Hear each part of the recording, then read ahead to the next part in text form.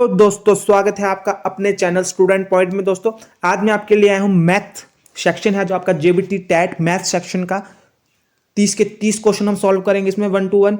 और आप इस चैनल की और प्लेलिस्ट भी चेक कर सकते हैं एचपी टैट के। इसमें मैक्सिमम सारा मैक्सिमम जो है नॉन मेडिकल और मेडिकल का chemistry portion, physics portion, math portion, आपको उसके सारे प्रीवियस ईयर के पेपर मिल जाएंगे, कंटेंट पोर्शन मिल जाएगा। आप प्लेलिस्ट में जाके सारे प्लेलिस्टें बनी हुई अपने चेक कर सकते हैं। आगे बात करें तो पहले क्वेश्चन की ओर बढ़ते हैं बिना कुछ ज़्यादा टाइम व्यर्थ किए। पहला क्वेश्चन क्या है, x/2 - 1/5 = x/3 + 1/4। इसमें x का मान ज्ञात करना है। तो आप कुछ नहीं करोगे, x/2 को इस तरफ ले रहने देना है, x/3 को इधर को ले आएंगे, इक्वल टू इधर को वाली साइड को, लेफ्ट हैंड साइड को। तो यह आ जाएगा x माइनस में चेंज हो जाएगा, ये निशान हो रहा है -x/3। 1/4 इक्वल टू के परे था, -1/5 को हम दूसरी तरफ ले जाएंगे, प्लस का साइन चेंज हो जाएगा इसमें, तो प्लस का बन जाएगा 1/5।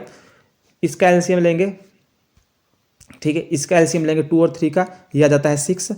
ठीक है, 2 का इससे डिवाइड किया 6 से, 3 आ गया, तो यह आ गया 3 की गुना की x के साथ, तो 3x माइनस इसकी इसी तरीके से किया सॉल्व, तो आ गया 2x = 5 चौके 20। इसका एलसीएम आ गया 5 + 4। इसी तरीके से सॉल्व किया एलसीएम लेके, तो आ गया 5 + 4 कितना हो जाता है 9 आपका। ठीक है, अब आगे सॉल्व किया, ये आ गया पास x/6 = 9/20। इस 6 को इधर को ले जाएंगे इक्वल टू के परे को, तो ये इंटू में आ जाएगा, इधर इधर से हट के इधर आ जाएगा 6। इसको काटेंगे 3 × 9, 3 × 6। ठीक है, 2 ढाई 10, तो इसका आंसर जो है आपके पास, हाँ 2 से काट दो 10, 2 से काट दो 3, ठीक है, 9 × 3 = 27, 27/10। इसका आंसर आ गया आपके पास 27/10 दोस्तों। ये है आपका राइट आंसर। आगे बात करें, अगला क्वेश्चन देखते हैं दोस्तों। द पैरामीटर ऑफ पेंटागन का पैरामीटर बताओ। 100 सेंटीमीटर है। अच्छा, पेंटागन का जो पैरामीटर इसमें दिया है वो 100 सेंटीमीटर दिया है। पूछा है कि इसमें कितने साइज की साइड है, इसकी एक साइड कितने साइज की है। ठीक है, ये जो पेंटागन है वो उसमें होती है 5 साइड, तो 5x, और हर साइड और कितनी है टोटल साइड का पूरे पैरामीटर कितना है इसका पेंटागन का 100। पैरामीटर क्या होता है दोस्तों, पैरामीटर होता है जैसे इस तरीके से, जैसे ये है, तो इसका जो पैरामीटर होता है इसकी सारी भुजाओं का सम, हर भुजाओं का सम को जब आप कर दोगे ना, जितना जितना इनका मेजरमेंट होगी, जितना भी, जैसे इसकी 10 है, इसकी 10 है, इसकी 10 है, इसकी 10 है, अगर आपको कोई बोल दे इसका पैरामीटर निकालो, तो आप सारी भुजाओं को सम कर दोगे, तो यही पैरामीटर होता है। ठीक है, अब इसमें बोला है कि इसका पैरामीटर 100 है, इसकी साइड पेंटागन की साइड कितनी होती है 5, तो 5x कर दिया आपने, तो x = 100, 5 को इधर ले जाओ तो डिवाइड कर दिया 5 से, 5 5 100, तो आ गया 20 सेंटीमीटर है इसकी एक की साइड। आगे बात करें दोस्तों, क्वेश्चन नंबर 93 क्वेश्चन क्या बोलता है, am डिवाइड बाय an, तो इसका सॉल्यूशन, ये सिंपल सा एक्सपोनेंशियल फंक्शन का है, तो am an, अगर am डिवाइड में हो ना, तो ए ऊपर जाके क्या हो जाता है, बेस सेम हो तो ऊपर जाके ये माइनस में चले जाता है, am - n बन जाता है। ठीक है, am - n। आगे बात करते हैं 94 क्वेश्चन की दोस्तों। क्वेश्चन क्या है, अ loaded truck travel 14 kilometre in 25 minutes, if the speed remain same how far can it travel. देखो, इसको आप 2 तरीकों से कर सकते हो।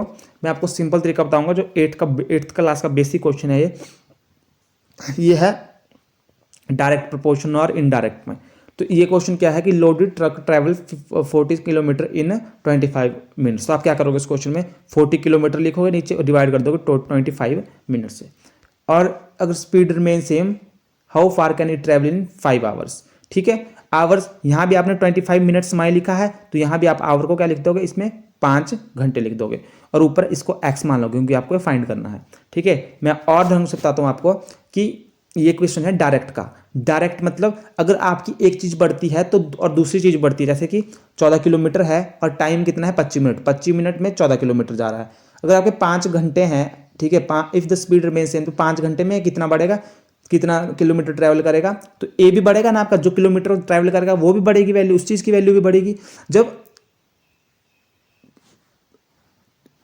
14 किलोमीटर है, ठीक है, अगर 25 मिनट समय बढ़ाने पर आपके किलोमीटर भी बढ़ रहे हैं तो वो डायरेक्ट का क्वेश्चन बनता है, डायरेक्ट का क्वेश्चन बनता है। और डायरेक्ट में क्वेश्चन में हम क्या करते हैं, जो उसके प्रपोर्शन को मैं लिख देते हैं, डिवाइड में लिख देते हैं। कैसे, जैसे 14 किलोमीटर है तो हमने क्या किया, 14 किलोमीटर को ऊपर लिख दिया, 25 मिनट्स है, मिनट्स को आप कर दो आवर्स में चेंज, या आवर्स को कर दो मिनट में चेंज, तो हम आवर को मिनट में चेंज कर देंगे, ठीक है। तो 25 मिनट है ना ये, तो 25 मिनट, और यहाँ पे किलोमीटर, यहाँ किलोमीटर था तो यहाँ दिया नहीं, हम एक्स लिख देंगे इसे। और 5 आवर, 5 6 का 30 तो आ गया 300 मिनट, 300 मिनट। परंतु दोस्तों यहाँ देखने वाली बात है कि आंसर जो आपका किलोमीटर पर सेकंड में दिया है, किलोमीटर पर सेकंड। अब इस मिनट को भी सेकंड में चेंज कर दो, तो 25 मिनट को सेकंड में चेंज करने के लिए हम 60 से गुणा कर देंगे फिर से, और ये भी मिनट में, 300 मिनट को 60 से गुणा कर देंगे तो मिनट में, सेकंड में चेंज हो जाएगा। तो आ जाएगा 14 इंटू 25 इंटू 60 एक्स 300 इंटू 60, ठीक है। इतना आपको पता होना चाहिए। अब आगे देखते हैं इस क्वेश्चन को, ठीक है। 25 इंटू 60, 300 इंटू 60। अब क्या करोगे आप, इसको x को इधर रहने दो, इसको इसके इंटू में ले जाओ, तो आ जाएगा 14 इंटू 300 इंटू 60, ठीक है। और नीचे आ जाएगा होगा 25 इंटू 60, ये 60 से 60 कट जाएगा, ठीक है। और 25 5 100 25, ठीक है। 5 5 25, 5 6 का 30, 60 आ गया।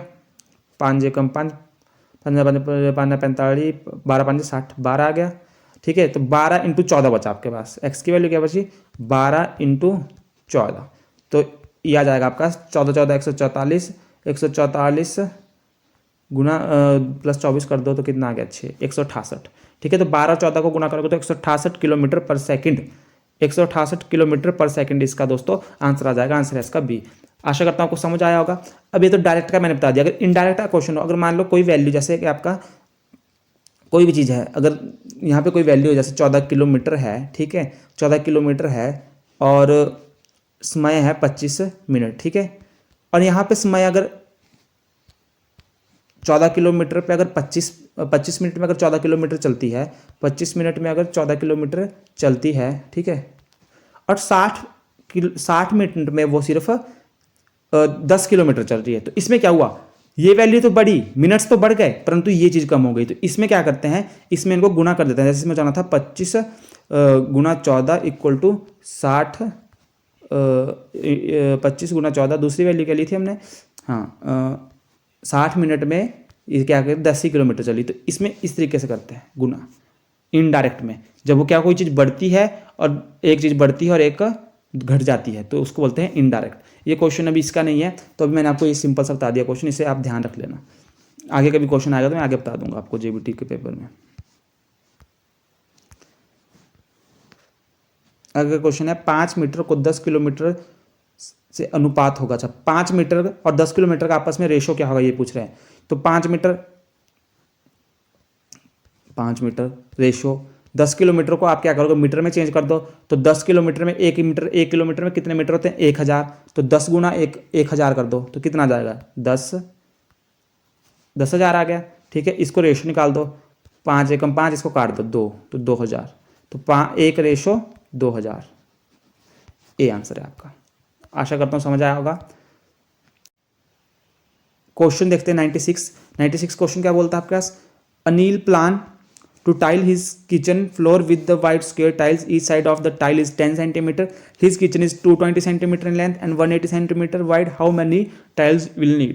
तो कुछ नहीं करना है इसमें। अनिल ने क्या है, एक रूम में टाइल लगानी है, ठीक है। तो पहले तो आप देख लो टाइल का साइज क्या दिया इन्होंने, टाइल स्क्वायर फॉर्म में है, तो ये टाइल का साइज दिया 10 सेंटीमीटर, तो इसका एरिया कितना आ जाएगा, स्क्वायर का एरिया कितना होता है, साइड इंटू साइड, तो 10 इंटू 10, तो कितना आ गया 100 सेंटीमीटर स्क्वायर आ गया एरिया। अब रूम का एरिया निकालो, रूम के साइज क्या दिया है 220 सेंटीमीटर 180 सेंटीमीटर, तो एरिया निकाल दो रूम का, इनको गुना कर दो 220 इंटू 180, ठीक है। इन दोनों की गुना करो, इन दोनों की गुना करके क्या जाएगा आपके पास, इन दोनों की गुना करके क्या जाएगा आपके पास 39600, क्या जाएगा 39600। अब ये आ गया रूम का एरिया, रूम का एरिया आ गया। अब रूम के एरिया को कर दो आप टाइल के एरिया से डिवाइड। तो टाइल का एरिया 100 सेंटीमीटर, रूम का एरिया 29600, काट दो दोनों को, तो ये आ गया 296 टाइल आ गया आपके पास। कितना आ गया? 296 टाइल आ गई। आगे क्वेश्चन की तरफ बढ़ते हैं।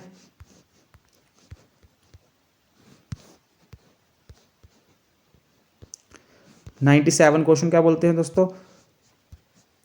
Right the fraction form find करनी है हमारे को इस क्वेश्चन में। फ्रैक्शन फॉर्म 2.35 की, कुछ नहीं करना है इस क्वेश्चन में, 2.35 है, ठीक है। इसको पहले तो खोल दो सिंपल फॉर्म में, जितने जितने पॉइंट के आगे जितने शब्द होते हैं उतने जीरो लगा देते हैं आप नीचे, ठीक है। तो ये लगा दिया आपने जीरो, 1 लिखना और उसके साथ जीरो लगा देनी। 2 पॉइंट आगे है, पॉइंट के आगे 2 अक्षर, तो 2 जीरो लगा दी। अब इसको काट दो, ये आगे आपके 2 से कट के 2 एकम 2, आगे 2 एकम 2, और आगे चल गया 2 7 14, 50, 117/50 आ गया। 117/50 आ गया। अब यहाँ देखो किसका बन रहा है 117/50। ये फ्रैक्शन, ये मिक्स्ड फॉर्म है, तो इसको कैसे लिख करते हैं कन्वर्ट? 4 दूनी 8, 4 की गुणा 2 के साथ करोगे और +3 कर दोगे, 4 दूनी 8, 9 10 11, ठीक है। तो ये आ गया 11/4। ये तो आंसर नहीं है हमारे को, 117/50 चाहिए। 3 दूना 6, 6 को प्लस कर दो 4 के साथ इधर, तो 6 और 4 10, 10/3 बन गया ये 10। और जो बटे में जो डिवाइड में होता है वो डिवाइड में वैसे ही लिख देते हैं।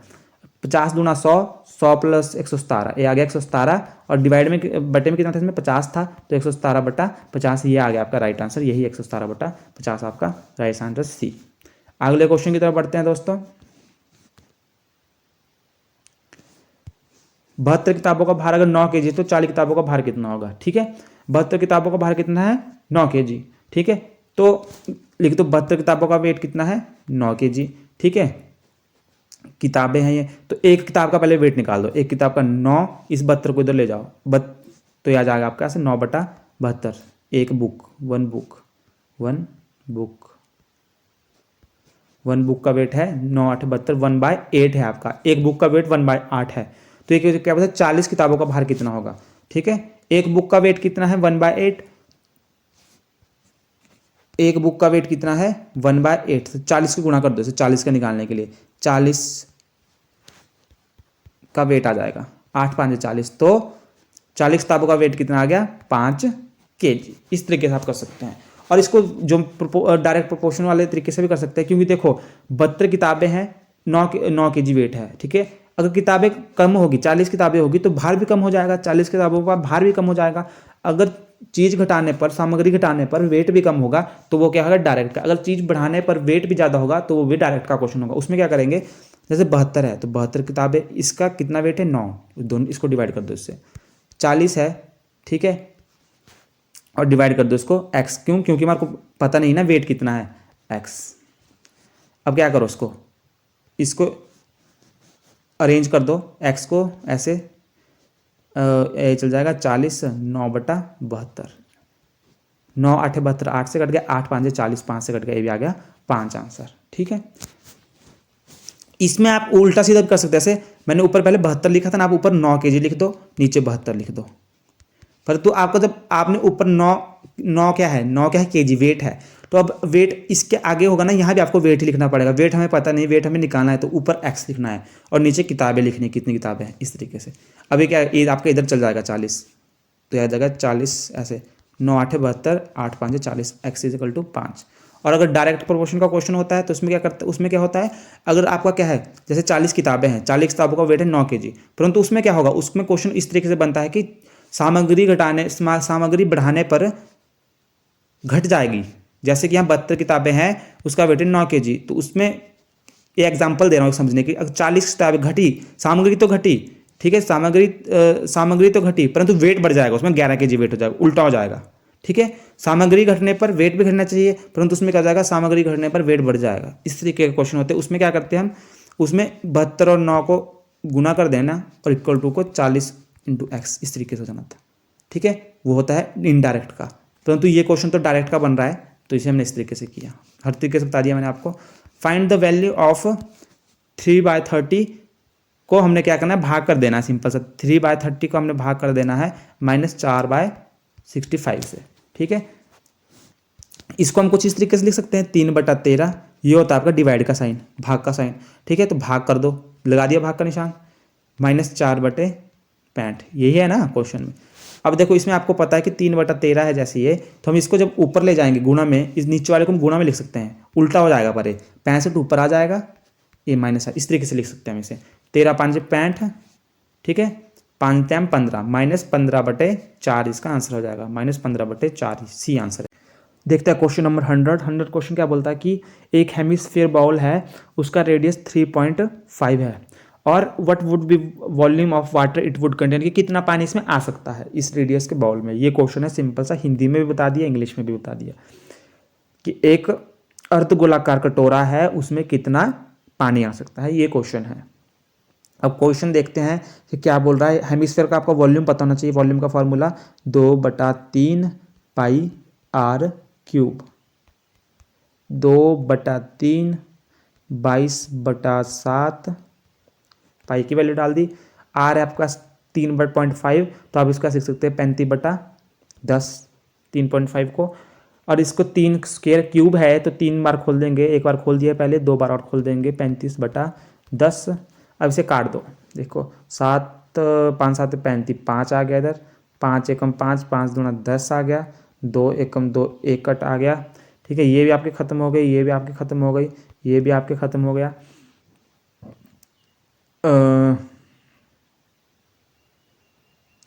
ये भी आपके ख़त्म हो गया है, ठीक है। अब आगे आपके पास ये 5 7 35, 5 दूना 10, इससे कट गया ये 2 11, ठीक है, ये नीचे वाला ख़त्म हो गया, और 5 दूना 10, 5 7 35, ठीक है। तो यही बचा आपके पास, क्या क्या बचा, 11 7 7, देखो क्या बच गया आपके पास लास्ट में, 11 7 7/3 × 2, 3 दूना 6 आ गया, ठीक है। तो 6 का करोगे आप, 6 को भाग करो किसे, ये आ गया, ऊपर आ गया आपके पास 49, ठीक है, 49 × 11 आ गया 49,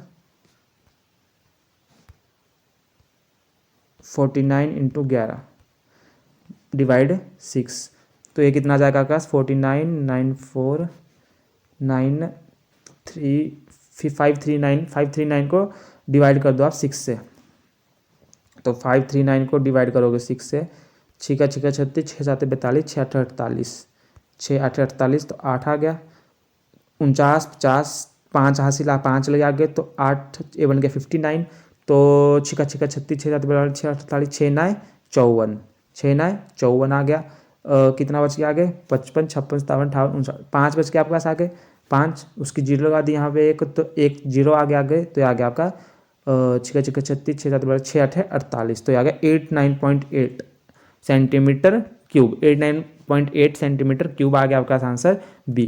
अगला क्वेश्चन देखते हैं।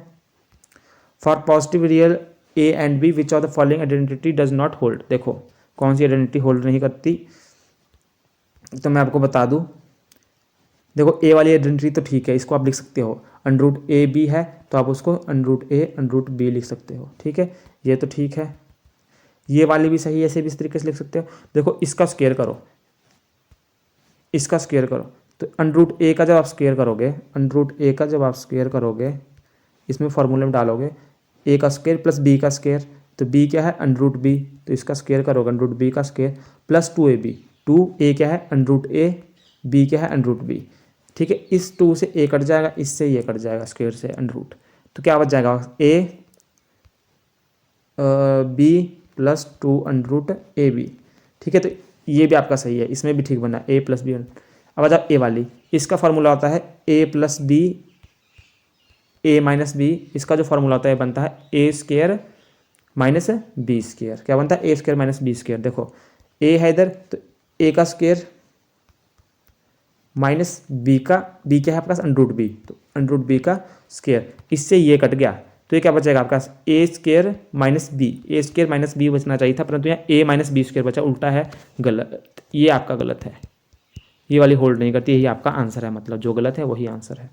शंकु का आयतन क्या होता है, शंकु होता है आपका शंकु होता है आपका कोन, ठीक है, इंग्लिश में बोलते हैं कोन। तो इसका है 1/3 πr²h, ठीक है, ये स्फेयर का है, ये हेमिस्फेयर का है वॉल्यूम, ये आपका बेलन का है, सिलेंडर का है वॉल्यूम, ये है आपका सिलेंडर का, ये है आपका कोन का, ये है आपका हेमिस्फेयर का, ये है आपका स्फेयर का। ठीक है, हिंदी में बात करें तो ये है आपका बेलन का, ये है आपका शंकु का, ये है आपका अर्धगोलाकार, ये है आपके गोलाकार का। ये सबके आयतन है।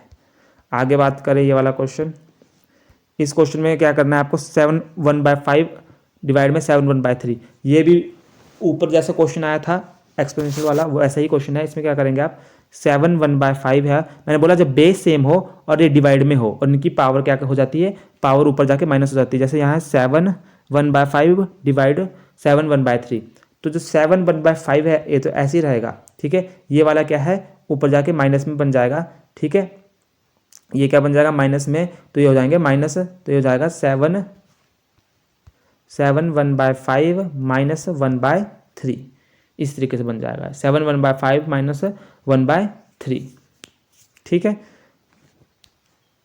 या ऐसे भी कैसे भी कर सकते हैं, 7/1/5 नीचे से भी ऊपर जाएगा 0.7 माइनस 1/3। ठीक है, अब हो जाएंगे 7/1/5 माइनस 1/3। इनका 1/5 माइनस 1/3 आप इसको सॉल्व करो। ठीक है, 1/5 और 1/3 करके क्या आएगा आंसर, और मुझे कमेंट बॉक्स में इसका आंसर जरूर बताएं। अगला क्वेश्चन है मल्टीप्लेटिव इनवर्स ऑफ, इसका मल्टीप्लिकेशन इनवर्स बताना है। इसको इंटू कर दो पहले, -1 इंटू -2/5।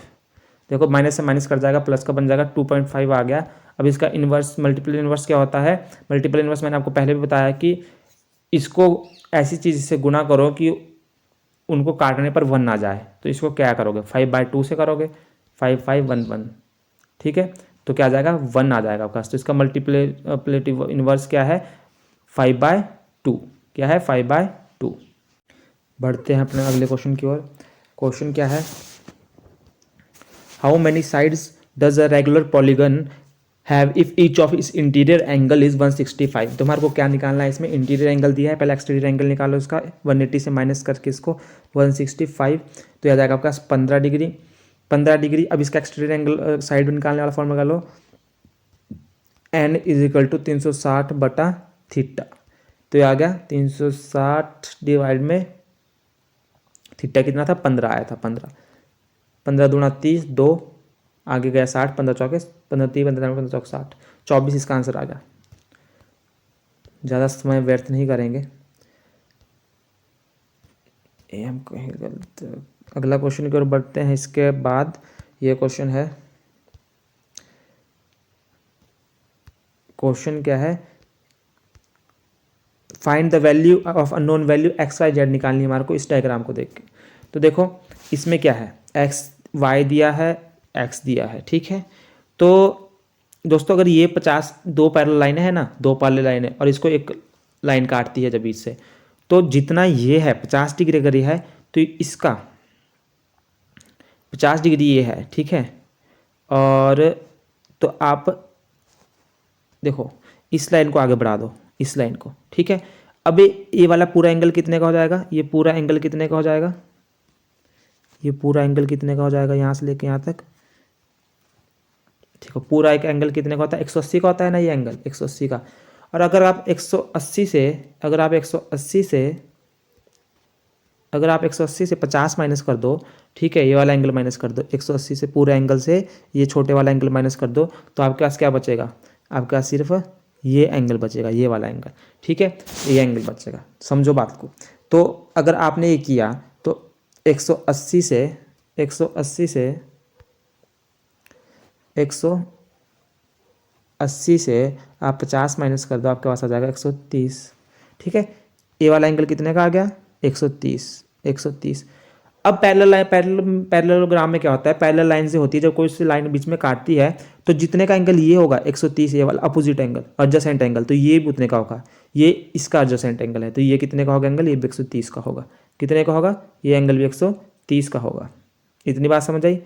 और अगर ये 130 का है, ये 130 का है, तो ये वाला इसका अपोजिट एंगल है, ये क्या है इसका अपोजिट एंगल, और ये भी 130 का होगा। ठीक है, ये इसका अपोजिट एंगल, ये भी 130 का होगा। ये कितने का होगा, 130 का होगा। और ये 130 का है, तो ये और ये आपस में क्या है, एडजेसेंट है। एक्स और जेड, वाई और जेड क्या है आपस में, एडजेसेंट एंगल है, एडजेसेंट है ये, तो ये भी 130 का होगा। तो ये तीनों ही एंगल कितने के होंगे, 130, 130, 130, इसका आंसर है बी। ठीक है दोस्तों, आगे बात करते हैं पाइथागोरस। अच्छा, इसमें पूछा है पाइथागोरस त्रिक में जिसका एक सदस्य n है 6 है, तो बताइए कि पाइथागोरस त्रिक क्या होगी। तो ये पाइथागोरस ट्रिपलेट होती है दोस्तों। ठीक है, तो अगर 6 है, अगर एक 6 है इसका एक नंबर, तो पाइथागोरस ट्रिपलेट बताओ, याद करनी पड़ती है ट्रिपलेट। इसका ऐसे भी आप निकाल सकते हैं, देखो 6 है ना, 6 सबको सब में देखो 6 से कि कौन से स्टार्टिंग के दो मिलके लास्ट का बना रहे हैं, कैसे देखो पाइथागोरस ट्रिपलेट क्या होती है, जैसे 6 है, 6 का स्क्वायर प्लस 8 का स्क्वायर 64 इज इक्वल टू 10 का स्क्वायर 100। तो 64 और 36 आप प्लस करोगे तो 100 ही आएगा, 100 इक्वल टू 100, तो ये सही है। ठीक है, इक्वल है, तो ये है आपकी पाइथागोरस ट्रिपलेट। ठीक है, अब अगर आप इसको लोगे, देखो पाइथागोरस क्या होती है, इस तरीके से एक 90 डिग्री पे होता है ट्राइंगल। ठीक है, तो ये पाइथागोरस में क्या होती है, जो आपका ये जो आपकी लंब आधार जो कर्ण होता है आपका, ये वाली साइड होती है कर्ण होती है आपकी। ठीक है, ये आपके इसके साइड के और इसके साइड के बराबर होनी चाहिए। ठीक है, इसके और इसके स्क्वायर के बराबर होनी चाहिए। जैसे ये क्या है, बेस का स्क्वायर प्लस लंब का स्क्वायर। ठीक है, आधार ये होता है आधार का स्क्वायर। ठीक है, लंब का स्क्वायर इक्वल टू कर्ण के स्क्वायर के बराबर होनी चाहिए। ये यहाँ से आपकी पाइथागोरस ट्रिपलेट आप चेक कर सकते हैं। ठीक है, तो 6 का स्क्वायर प्लस 8 का स्क्वायर आप देखोगे तो वो 10 के स्क्वायर के बराबर आना चाहिए। ठीक है, आगे चलते हैं दोस्तों। देखो क्वेश्चन क्या है कि अगर 25 विद्यार्थियों में से 72% विद्यार्थी विज्ञान में अच्छे हैं, तो कितने विद्यार्थी विज्ञान में अच्छे नहीं हैं। देखो दोस्तों, 25 में से 72 विद्यार्थी विज्ञान में अच्छे हैं। ठीक है, और हमें क्या निकालना कि कितने विज्ञान में अच्छे नहीं हैं। तो पहले आप देख लो कि कितने विज्ञान में अच्छे नहीं, 72 तो अच्छे हैं, 100 में से माइनस कर दो 72, तो 28% बच्चे क्या है विज्ञान में अच्छे नहीं है। तो हमारे को सिंपल सा 25% निकालना है, किसका 25% निकालना है हमारे को, 28% निकालना, सॉरी 28 बच्चे अच्छे नहीं है ना, 28% निकालना हमें किसका, 25 का, 28% ऑफ 25, 28% निकालना हमको 25 का। ठीक है, ये करना है। तो 28% की होती है 100, डिवाइड में कर दिया, ऑफ का होता है इन गुना का निशान, और 25 चौके 100, 25 से 4 काट दिया, 4 आ गया, 4 8 8 जो है 8 चौके 32, 7 चौके 28, 7 आ गया।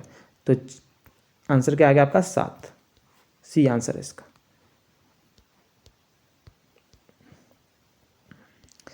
अगला क्वेश्चन देखते हैं। एक क्रिकेट मैच में एक महिला बल्लेबाज बल्लेबाज खेली गई 30 गेंदों में से 6 बार चौके मारती है, चौके न मार जाने की प्रायिकता होगी। In a cricket match a batswoman hit a boundary 6 times out of 30 balls she plays, find the probability that she did not hit the boundary। देखो क्या किया उसने, एक महिला बल्लेबाज है, उसने 30 गेंदों में 6 बार चौके मारे, तो चौके न मारने की प्रायिकता बतानी है आपको। देखो कितनी बार चौके मारे, 6 बार, कितनी बार नहीं मारे पहले तो निकालो, कितनी बार चौके नहीं मारे, तो 30 में से जब आप 6 माइनस करोगे तो आ जाएगा आपके पास कितनी बार उसने चौके नहीं मारे, कितनी बार उसने बाउंड्री नहीं मारी। तो 24 बार उसने चौके नहीं मारे, 24 मतलब 6 बार ही चौके मारे 30 बॉलों में, 24 बार तो कुछ भी नहीं, 24 बार तो चौके मारे नहीं उस बॉलों में।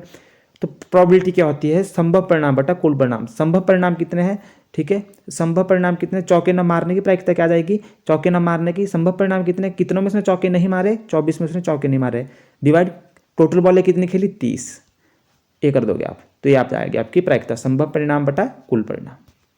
अगला क्वेश्चन देखते हैं दोस्तों। क्वेश्चन क्या बोलता है कि curve surface area of right circular cone का कर्व सरफेस एरिया पूछा है जिसकी स्लैंट हाइट 10 दी है और उसकी रेडियस दिया है 7। तो पहले आपको कर्व सरफेस एरिया पता होना चाहिए, पाई आर एल, कोन का कर्व सरफेस एरिया है पाई आर एल। तो पाई होता है 22/7, आर है आपके पास रेडियस 7, एल है आपका स्लैंट हाइट 10, 7 से 7 कट गया, 220 गुणा कर दिया, 220 सेंटीमीटर स्क्वायर। तो ये आ गया आपका आंसर 220 सेंटीमीटर स्क्वायर। काफ़ी अच्छा क्वेश्चन था। अगला क्वेश्चन फैक्टर निकालना है दोस्तों, फैक्टर। तो फैक्टर निकालने के लिए आपको क्या करना है, इसको इस तरीके से तोड़ना है, इसको इस तरीके से तोड़ना है, 7 को -7x को इस तरीके से तोड़ना है कि जमा करने और माइनस करने पर तो -7 आए, परंतु गुणा करने पर क्या आए, 12 आए। गुणा करने पर क्या आए, 12 आए। ठीक है, जो इन दोनों को गुणा करके आता है 12 कम 12, तो गुणा करके क्या आना चाहिए, 12 ही आना चाहिए, और जमा माइनस करके -7 ही आना चाहिए। तो आप कैसे तोड़ोगे उसके, 12x²। ठीक है, मैं बोल सकता हूँ 4x - 3x + 1। मैंने क्यों बोला ऐसा, क्योंकि इनको देखो माइनस माइनस प्लस, जब हम इसको कर रहे हैं माइनस माइनस प्लस कर रहे हैं इसको, तो ये -7x ही आता है, क्योंकि बड़ा निशान माइनस के साथ होता है, वही लगता है -4 के साथ, तो माइनस का निशान लगेगा तो -7x आ जाएगा ये। और गुणा करेंगे इसको 4 × 12, तो गुणा करने पर 12 आ रहा है। ठीक है, तो एक इस तरीके से तोड़ दिया हमने। अब क्या करेंगे हम, यहाँ से 12 और 4 को सॉल्व करेंगे, तो यहाँ से कॉमन ले लेंगे हम 4x कॉमन लेंगे, तो अंदर बचेगा 4 × 12 3x। ठीक है, -1। ठीक है, आगे देखो 3x + 1 -3x + 1 से हम कॉमन ले सकते हैं -1 कॉमन लिया यहाँ से, तो ये फिर से क्या बन गया 3x - 1। तो 4x - 1, 4x और -1 ये लिख दिया साथ में, 3x - 1। देखो हमने यहाँ जो 3x - 1 है वही यहाँ आना चाहिए, 3x - 1, तभी आपका सही होगा। अगर ये दोनों सेम आ रहा है तो मतलब क्वेश्चन सही किया आपने। 4x - 1 और 3x - 1 इसका राइट आंसर है बी। अगले क्वेश्चन की ओर बढ़ते हैं। क्वेश्चन क्या बोला है कि एक बर्तन है, उसमें 4 लीटर 500 मिलीलीटर दही लिया है और 25 मिलीलीटर एक धरता वाले कितने गिलास में से भरा जा सकता है। ठीक है, 25 millilitre, how many glasses each of 25 millilitre capacity can it be filled. अच्छा, ये बोल रहा है कि एक हमने बर्तन लिया है जिसका साइज 4 लीटर 500 मिलीलीटर है, उससे हम कितने गिलास भर सकते हैं दही के, कितने गिलास हम दही के भर सकते हैं। ठीक है, तो एक ऐसे निकालेंगे। पहले तो आपको इसको मिलीलीटर में चेंज करो, क्योंकि ये भी मिलीलीटर में है, तो इसको भी ऊपर मिलीलीटर में चेंज कर दो। 1 लीटर में कितने 1000 मिलीलीटर होते हैं, तो 4000 को कर दो गुना 1000 से, तो ये आ जाएगा 4000 मिलीलीटर। ठीक है, साथ में 500 मिलीलीटर और था, तो आ जाएगा आपका 4500 मिलीलीटर, 4500 मिलीलीटर। ठीक है, 4500 मिलीलीटर आ गया, इतना तो हो गया। अब 25 मिलीलीटर के कितने गिलास हम भर सकते हैं हम, तो हम 4500 को कर देंगे भाग 25 से। किससे कर देंगे, 25 से। ठीक है, 25 5 5 25, 5 8 5 9 45, ये आ गया 5 1 5, 5 8 है 40 0। तो कितने गिलासों में भर सकते हैं हम, 180 गिलासों में। कितने गिलासों में भर सकते हैं, 180 गिलासों में दोस्तों। अगला question, write the natural number from 2 to 12, what fraction of them are prime number. ये पूछ रहा है कि इसका क्या है, नेचुरल नंबर का 2 से 12 के बीच what fraction of them are prime number, कि इसका फ्रैक्शन फॉर्म लिखो प्राइम नंबर की 2 से 12 के बीच। तो देखो 2 से 12 के बीच कितने प्राइम नंबर होते हैं, 3 5 7 11 2 2 3 5 7 11, 5 प्राइम नंबर होते हैं। ठीक है, और टोटल कितने प्राइम नंबर होते हैं, 11। टोटल कितने नंबर है 2 से 12 के 11 के 12 के बीच, 2 3 4 5 6 7 8 9 10 11। तो 2 से 12 के बीच टोटल कितने नंबर है, 2 3 4 5 6 7 8 9 10 11 12। तो कितने हैं, 11 नंबर है। टोटल नंबर कितने हैं, 11 2 से 12 के बीच।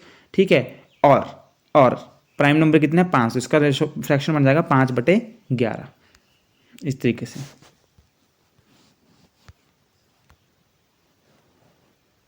स्टेटमेंट पूछा है कि सही स्टेटमेंट बताओ। The sum of 3 odd number is even. देखो सम के ऑड नंबर 3 ऑड नंबर का इवन होता है। तो देखो जैसे आप ले लो 3 ऑड नंबर ले लो, 1 3 और 5, ये ऑड नंबर है, प्लस करो उनको 4 5 9, तो इनका सम क्या रहा है 9। तो ये क्या है, ये तो ऑड नंबर है। ठीक है, ऑड नंबर है, ये तो गलत है, पहले स्टेटमेंट तो गलत है। The sum of 2 odd number and 1 even number is even.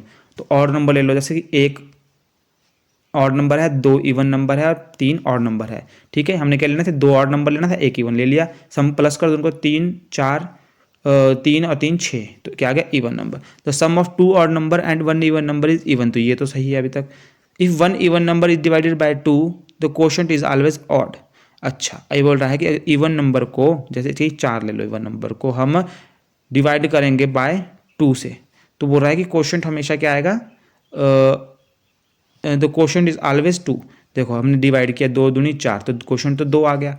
जैसे कि क्वोशंट क्या होता है, जैसे ये है, ये 4 इवन नंबर है ना, सम संख्या, ठीक है, सम संख्या होती है इवन, और ऑड नंबर को बोलते हैं विषम संख्या, ठीक है। इतनी बात समझ आ गई। 2 3 2 4 6 ये होती है सम संख्या, 1 3 5 होती है विषम संख्या, ठीक है। तो एक सम संख्या, ये बोल रहा है कि अगर हम एक सम संख्या को भाग करेंगे इवन से, ठीक है, तो भाग करेंगे 2 से, किसी भी सम संख्या को अगर हम 2 से भाग करेंगे तो उसका क्वोशिएंट हमेशा ऑड नंबर होगा, ठीक है। हमें ऑड नंबर होगा, देखते हैं करके। अब मैंने 4 है, एक है इवन नंबर, मैंने इसको डिवाइड किया तो 2 दूनी 4, ठीक है। तो जो इसका क्वोशिएंट है वो तो 2 आया, जो कि ऑड नंबर नहीं है, तो ये तो इवन नंबर है, ठीक है। तो इसका मतलब है ये भी गलत है, इसका सही है ये भी। अगले क्वेश्चन की तरफ बढ़ते हैं। हल कीजिए, इसको सॉल्व करना है। मैंने आपको बताया था मिक्स्ड फ्रैक्शन को कैसे सॉल्व करते हैं, 3 की गुणा करेंगे 2 से और 2 को प्लस कर देंगे 1 के साथ, तो ये आ जाएगा 7। 3 दूना 6 और इसकी प्लस कर दी इसके साथ 7, और डिवाइड में वही होगा जो इसके डिवाइड में होगा 3, माइनस इसकी गुणा करेंगे 3 की गुणा करेंगे 1 से और 1 का प्लस कर देंगे 2 के साथ, 3 1 3 2 5, 5/3। अब इनको क्या कर दो, माइनस कर दो, 3 आ गया 2, 2/3, सी आंसर है इसका। अगला देखो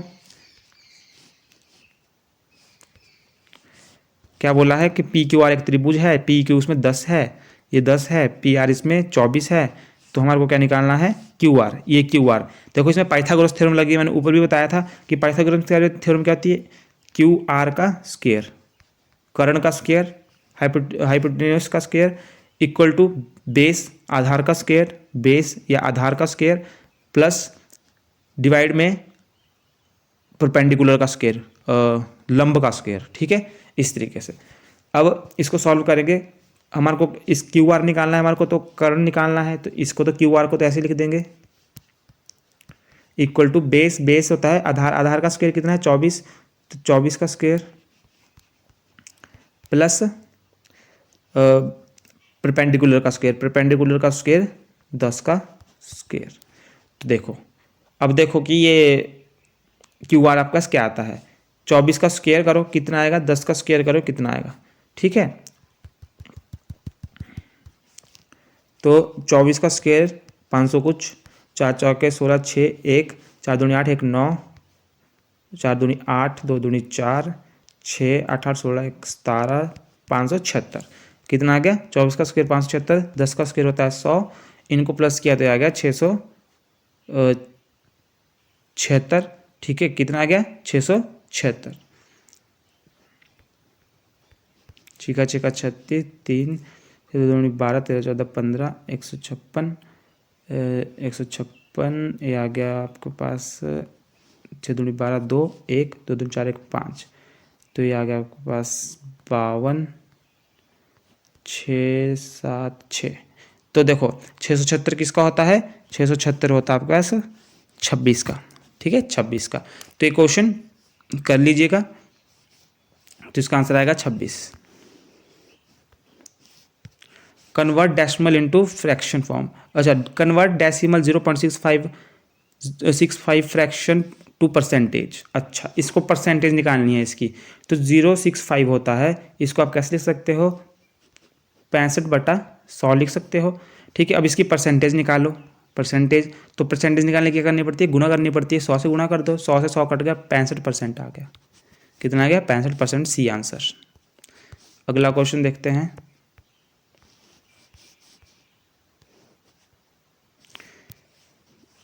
मीना ने प्रतिशत वार्षिक दर पर एक वर्ष पश्चात 45 साधारण ब्याज के रूप में दिए उसने कितना धन उधार लिया। अच्छा, मीना है कोई, उसने 9%, 9% पर क्या लिया, वार्षिक दर से एक वर्ष के लिए ब्याज दिया था, जिसपे उसने 45 रुपये साधारण ब्याज दिया। सिंपल इंटरेस्ट का क्वेश्चन है, साधारण ब्याज का क्वेश्चन है, ठीक है। इसका क्या होता है, principal into rate into time upon 100, ठीक है।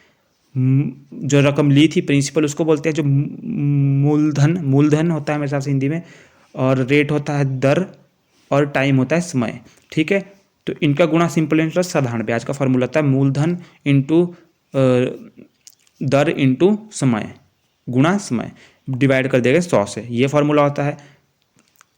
मीना ने 9 वर्ष के लिए ब्याज दिया था, तो समय की जगह लिख दो 9, ठीक है। सॉरी, मीना ने 1 वर्ष के लिए ब्याज लिया था, 9% वार्षिक रेट है 9, तो 9 गुणा में, और हमारा इसमें कितना 45 इसका सिंपल इंटरेस्ट लगा था, तो सिंपल इंटरेस्ट की जगह लिखे तो 45 रुपये सिंपल इंटरेस्ट लगा था। तो उसने कितना उधार लिया था, प्रिंसिपल अमाउंट निकालना है हमारे को, इसमें प्रिंसिपल अमाउंट निकालना है P डिवाइड 100, ठीक है। अब क्या कर दो, इसको एक साथ गुणा कर दो, तो ये आ गया 4500, 9 एकम 9, इसको इस साथ डिवाइड में चले जाएगा नीचे 9, तो ये रेट की प्रिंसिपल अमाउंट कितना आ गया, P is equal to 4500 divide 9, 5 45 5, तो इसने कितना उधार लिया था 500 रुपये। कितना उधार लिया था 500 रुपये, कितना लिया था 500 रुपये। अगला question, tell what is the profit और loss in the transaction a skirt brought 250 and sold for 150। अच्छा जी, एक विक्रय के सौदे में कितना लाभ और हानि हुई बताइए कि स्कर्ट कितने के लिए 250 की और बेच दी 150 की, ठीक है। तो पहले तो इनका माइनस कर लो, कितने की लॉस किया उसने, पहले लॉस किया क्योंकि बेची, घाटे में बेच दी उसने, 150 की बेच दी, तो इसने लॉस किया 100 रुपये का, ठीक है, 100 रुपये का लॉस कर दिया, ठीक है। तो बताओ कितना परसेंट में, बताओ कितना लॉस हुआ। तो 100 की चीज़ थी, 100 डिवाइड कर देंगे किससे, 250 से, जितनी उसकी वैल्यू थी, ठीक है, इंटू कर देंगे 100, मतलब हम निकाल देंगे 100 रुपये को निकाल देंगे हम परसेंटेज में कि 250 का कितना परसेंट 100 है, ठीक है, सिंपल सी बात। इससे काट दिया, 5 जा 25 का 25, 25 चौके 100, 4 से 10 को गुना किया 40% हानि पे उसने बेची। कितने कैसे बेची, 40% हानि पे बेची, ठीक है। कैसे किया आपने, क्योंकि 100 रुपये का तो उसने क्या किया, नुकसान किया, तो 250 का 100 कितना होता है, ठीक है, क्या 250 का कितना परसेंट 100 है, ये निकालना है आपको एक्चुअल में, ठीक है। तो ये आ गया आपका 40% की हानि की इसने। अगला क्वेश्चन है, पैरामीटर बताना है सेमी सर्कल का, इंक्लूड इट्स डायमीटर, ठीक है, डायमीटर को भी लेंगे इसमें। नीचे दी गई आकृति व्यास के साथ एक अर्धवृत्त है, इसका परिमाप क्या होगा, परिमाप बोल रहे हैं इसने निकालने को। तो अर्ध जो आपका पैरामीटर और फिगर सेमी सर्कल होता है आपका, जो आपका अर्धवृत्त होता है, इसका फॉर्मूला, अर्धवृत्त का फॉर्मूला होता है, पैरामीटर का फॉर्मूला होता है पाई आर, ठीक है। तो पाई आर 22, आर कितना है आपके पास, आर होता है डायमीटर मतलब नीचे दिए गए व्यास के एक साथ एक अर्धवृत्त व्यास होता है, ठीक है, व्यास होता है 10 सेंटीमीटर। तो इसका जो रेडियस होता है, वो उससे डिवाइड करने पे निकलता है, 10 को भाग कर दो 2 से, आधा कर दो उसको, मतलब 5, ठीक है, 5, तो इसका रेडियस कितना आ गया 5, ठीक है। और ये क्या बोल रहे हैं कि जो इसका सेमी सर्कल का परिमाप निकालना है वो उसके डायमीटर के साथ निकालना है, तो ये भी हमारे को प्लस करना पड़ेगा, ठीक है। जो ये फॉर्मूला लगा पाई यार, ये तो सिर्फ इसका लगा, इसका ये निकालने का, बाकी जब ए भी इसको भी साथ में प्लस करना पड़ेगा पैरामीटर में। पैरामीटर क्या होता है, पैरामीटर होता है पूरे का बाउंड्री, जैसे ये आकृति है तो इसकी जो पूरी बाउंड्री है इसका नाप कितना है, ये इसका पैरामीटर है, यहाँ पे इसका ये पूरा पैरामीटर है, तो इसको प्लस कर दो आप, जो आपका आंसर आएगा वो आप मुझे बताओगे आप कमेंट बॉक्स में। आपके लिए खुद के लिए क्वेश्चन है, ऐसे सॉल्व करके कमेंट बॉक्स में आंसर जरूर दीजिए दोस्तों। मिलते हैं अगली वीडियो में। अगली आपको फिर से जेबीटी का जो 2023 जून वाला पेपर है वो आपको ला दिया जाएगा। हमारे साथ जुड़िए, चैनल को सब्सक्राइब जरूर कीजिए, हमें मोटिवेशन मिलती है, हम और वीडियो आपके लिए लाएंगे। प्लीज़ चैनल को सब्सक्राइब कीजिए। मिलते हैं अगली वीडियो में, धन्यवाद दोस्तों।